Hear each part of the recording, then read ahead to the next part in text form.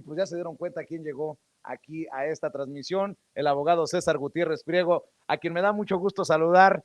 Mi querido César, qué bueno que nos damos la oportunidad de encontrarnos para hablar sin censura. Mi querido Vicente, para mí fue un placer y más porque andaba yo como María Félix, indignado, porque cómo es posible que el pelón, el sensei Ramiro Atondo, anduviera contigo allá en Sonora junto con Rafa Herrera y a mí no me habían invitado. Entonces, obviamente como buen abogado, le armé de emoción, hice una moción y pues obviamente estamos aquí transmitiendo en vivo y a todo color, con el placer de estar aquí con los amigos, de saludar a toda mi tropa que nos acompaña aquí en Sin Censura. Y al rato se quejará Ramiro Padilla Tondo desde Ensenada, Baja California. Eso dalo por hecho. Déjame ver si puedo acomodar un poco la cámara, mi querido César, para que vean que aquí hacemos de todo, nada más nos falta ponernos a aspirar el cuarto del hotel. Bueno, no saben a lo mejor ahorita que tengamos que pagar la cuenta, muy posiblemente terminemos haciendo un poquito de esa chamba, pero aquí estamos con toda la actitud y el placer de estar en compañía con los amigos. Oye, mi querido César, el presidente Andrés Manuel López Obrador llega a sus 3 primeros años de gobierno y tú publicas una muy interesante columna en La Silla Rota y la quiero mencionar porque el presidente ha sido muy cuestionado, muy señalado por la oposición, por la supuesta militarización del país, por su acercamiento a las Fuerzas Armadas. Dicen en el Wall Street Journal que es un acto cuasi antidemocrático, eh, este, este gobernar de forma tan cercana con las Fuerzas Armadas. Y leía la primera parte de tu columna y decía, qué madrazo. Tú dices, la política y el poder militar. La política es perversa. Quienes ayer apoyaban la participación de las Fuerzas Armadas, hoy se han convertido en sus más férreos críticos. Los panistas que aplaudieron a Felipe Calderón y los priistas que continuaron la simulación con Enrique Peña Nieto, hoy son los que critican a Andrés Manuel López Obrador. Y yo pregunto, César, si no es con los militares, ¿con qué? ¿Con qué le hacemos frente a esta situación? Además, ¿qué no se han dado cuenta en la oposición? Que las Fuerzas Armadas son las corporaciones que más confianza tienen de la ciudadanía. De acuerdo a las encuestas, no de acuerdo a Vicente Serrano.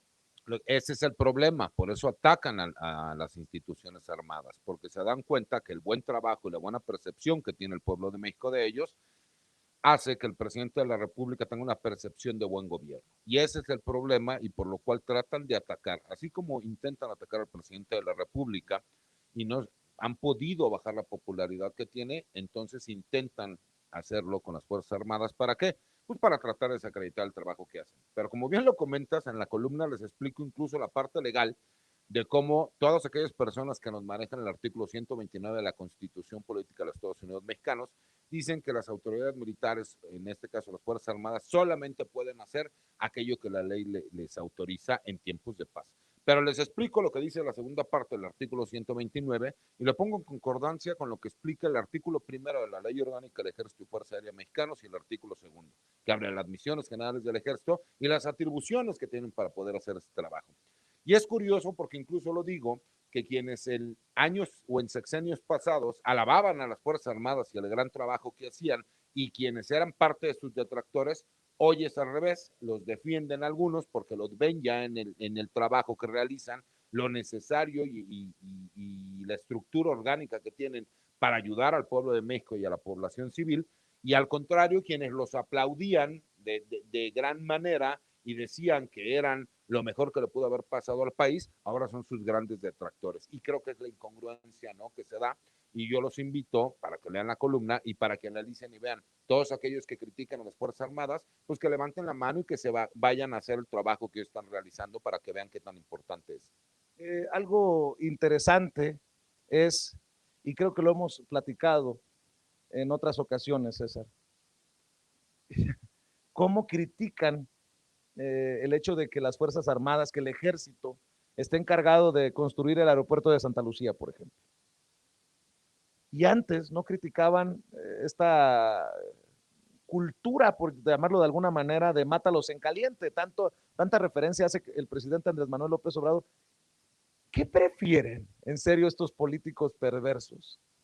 ¿Tener a militares enfrentándose abiertamente contra el crimen organizado sin un plan, con una simulación como la que vivimos con Felipe Calderón y Enrique Peña Nieto? Y los casos son incontables, ¿no? O sea, la desaparición de los normalistas de Ayotzinapa, Tlatlaya, los muertos que nos dejó la supuesta guerra contra el narco, o los queremos desarrollando su máxima capacidad para el beneficio del pueblo, porque al final el pueblo es el que se va a beneficiar del Tren Maya, de la refinería, del aeropuerto. Yo no entiendo en ocasiones, pues, a dónde quieren llegar. Mira, hay que entender que tiene que ver también con la parte de negocios que siempre estuvieron realizando. La gran ventaja que tiene aquí es que el personal militar, tú le dices, tú te vas a encargar de realizar esta mega obra. Ellos tienen un área específica que son el área de ingenieros militares, que incluso para que la gente diga, es que los militares que tienen que ver en construcción, por el amor de Dios, por eso se llaman ingenieros militares, incluso ellos son los que terminan creando la escuela de ingenieros civiles y por eso existe la división en este país. Asimismo existe el arma de zapadores, que son los ayudantes de estos ingenieros de combate que se encargan de hacer todos estos megaproyectos. Que anteriormente se realizara y cuando llegaron los gobiernos liberales se dejaron de hacer para poder hacer negocios, no significa que no tengan la capacidad. Pero independientemente de eso, esto es muy sencillo. Si tú tienes un presupuesto de 10 pesos, tú le dices al personal militar que con esos 10 pesos se van a adecuar para hacer el trabajo. Y por supuesto que lo van a hacer de buena manera, lo van a hacer en tiempo. ¿Por qué? Porque con el personal militar no tienes problemas de que a lo mejor algún sindicato por tratar de boicotearte va a llegar y va a emplazar a una huelga. ¿Por qué? Porque simple y sencillamente quienes no lo conozcan, pues lean lo que dice el artículo 123 apartado B y ellos no tienen derecho a esta sindicalización porque tienen ellos la obligación de comportarse de acuerdo a lo que dicen las mismas leyes. Y eso ha sido en todos los sexenios, para que no vengan a hablar y a decir es que la militarización del país. Y aparte lo hacen y lo dicen de forma tan sencilla que parecería frágil no solo el comentario, sino que tergiversan incluso lo que es la aplicación y los comentarios de la ley. Y por eso yo les decía, es la primera vez, les guste o no, con todo y que existen las controversias constitucionales y hasta que el Pleno de la Suprema Corte de Justicia de la Nación resuelva que es legal que el personal militar esté haciendo estas funciones. En el sexenio de Felipe Calderón y en el de Enrique Peña Nieto no tenían un marco jurídico y para quienes no me crean pueden buscar en internet, yo salí a hacer una marcha, cerramos Reforma, para ver por los derechos del personal militar, porque simple y sencillamente no tenían un marco jurídico. Y gracias a lo que tú comentas, existen todavía 233 elementos militares que se encuentran en las diferentes prisiones militares y prisiones federales de este país, que siguen pagando por la estúpida guerra de Felipe Calderón, porque les daban la orden de mátalos en caliente. Pero ¿qué pasó al día siguiente? Lo que hicieron fue como institución lavarse las manos y dejar a esos hombres honorables que en su momento trataron de hacer todo lo que les pedían para beneficio supuestamente del país, que ahora estén pagando culpas por hechos que ni siquiera cometieron. Y eso no solo es una cobardía, son los políticos que a la ligera dan órdenes, pero no son capaces de aceptar las consecuencias de esas órdenes que dieron. Y los militares sí las están pagando desafortunadamente. Políticos pocos huevos, diríamos en mi tierra. Lo dijiste perfectamente bien, lo explicaste de la forma, hiciste la traducción correcta en términos no jurídicos. Tienes toda la razón. Oye, a ver, querido César, tú has sido crítico cuando hay que ser crítico, como lo hemos sido nosotros, por más que nos digan cromasables y ilustradores de zapatos de López Obrador, borregos, peje zombies, neochayoteros y todas las mamadas que nos dicen. ¿Qué evaluación haces de estos 3 años de gobierno? Te lo pregunto porque acabo de leer con Rafa esto que publica el periódico El Financiero. AMLO cumple 3 años en el poder, pocos resultados, pero muy popular.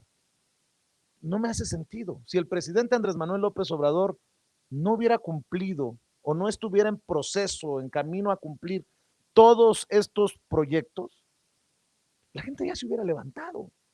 La gente no soporta aún más de lo mismo. La gente no soporta política a la prianista, ¿no? ¿Tú qué evaluación haces de estos 3 años de gobierno que se le han hecho eternos a la oposición?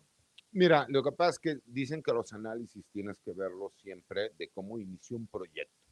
Y recordemos cuáles son las promesas de campaña que él hizo y cómo se han ido llevando a cabo estos proyectos. Y yo creo que para ser justos tendríamos que ser como que muy claros. Estamos hablando de que en estos 3 años nos ha tocado la crisis mundial médica más grande de la historia de la humanidad.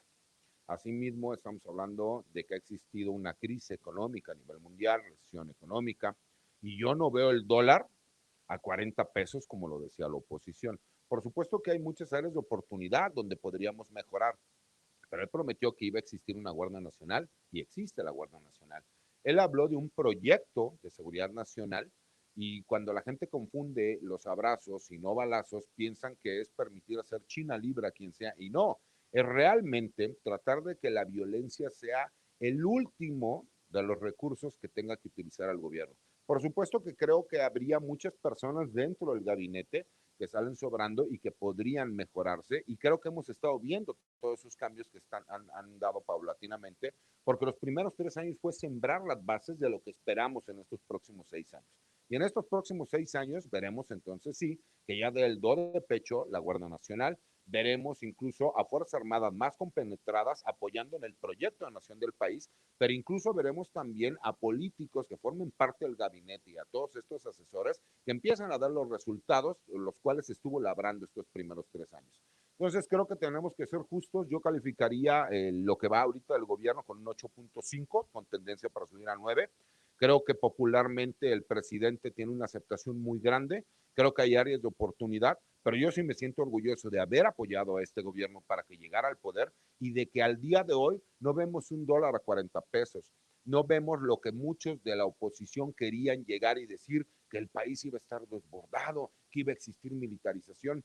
Para aquellas personas que no entiendan los conceptos, les invito a que lean la columna que escribí, en donde les explico. El día que ustedes vean realmente al ejército que llega, detiene personas, hay toques de quedas, que te obligan a formar parte del servicio militar obligatorio, que independientemente de los secretarios de Estado, vemos que los demás secretarios que existen en el gobierno son de origen militar, estando en el activo. Cuando veamos que la política del gobierno es fomentar que las Fuerzas Armadas formen parte de forma completa, ¿no? Y la sociedad se sume a esas Fuerzas Armadas, entonces háblenme de militarización, háblenme de militarismo. Yo lo que veo es muchos intentos por acabar con más de 40 años de robos al país. Y por lo menos me siento orgulloso de formar y apoyar a esa cuarta transformación.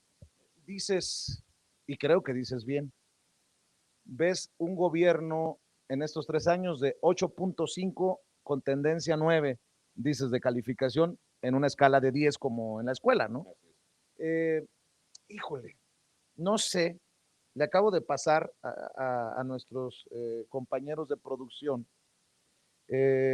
las declaraciones de Mariana Gómez del Campo, la sobrina de Felipe Calderón, la sobrina de Margarita Zavala, la honorable diputada federal del PAN, Mariana Gómez del Campo, que dice que a 3 años de gobierno el presidente López Obrador no tiene nada que presumir.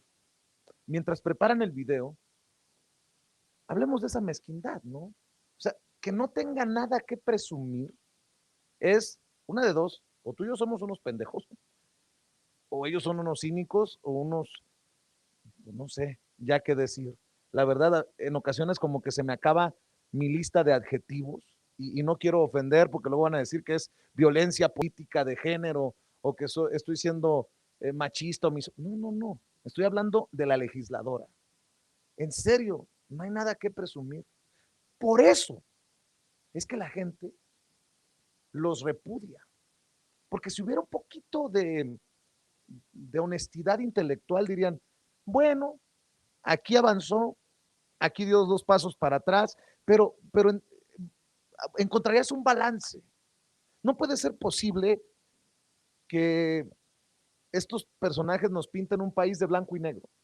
Nosotros lo vemos blanco y ellos lo quieren ver negro, ¿no? Lo que pasa es que eso es lo que a ellos les conviene, Vicente. Tenemos que recordar Pero en serio les conviene. esto, porque realmente los que ellos hablan de un país polarizado, pero ¿por qué ellos intentan polarizar al país? Recordemos las declaraciones del general secretario Luis Crescencio Sandoval González, donde dice que se sumen al proyecto de nación de la Cuarta Transformación. Y lo primero que quisieron decir fue que el secretario de la Defensa Nacional se estaba metiendo en cuestiones de política. ¿Qué partido? ¿No? Claro, que estaba apoyando a un partido en el poder.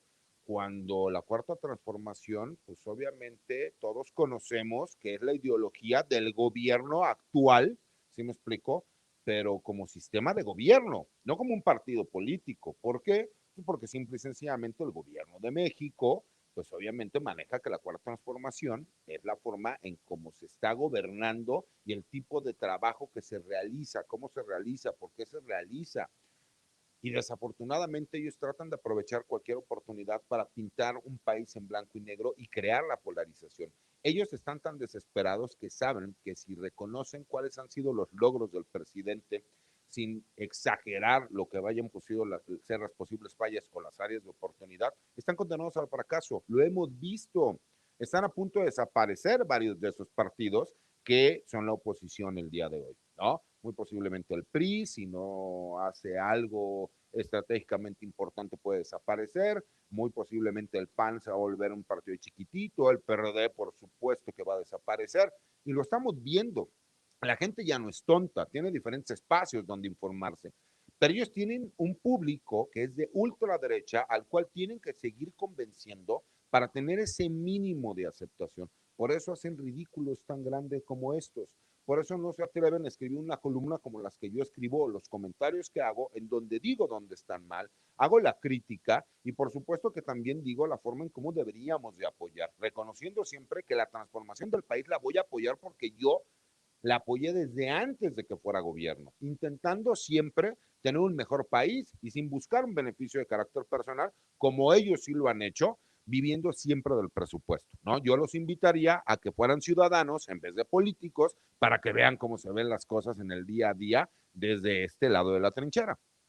Voy a esperar a que me confirme el equipo de producción si ya tenemos las declaraciones de Mariana Gómez del Campo, la diputada, ahí en la Cámara de Diputados, que se suma a la que presentamos hace un rato de Julen Rementería, que habla de un gobierno de Andrés Manuel López Obrador de 3 años desastrosos. Bueno, pues me dicen que ya tenemos las declaraciones de Mariana Gómez del Campo, que dice que Andrés Manuel López Obrador, a 3 años de gobierno, no tiene nada que presumir.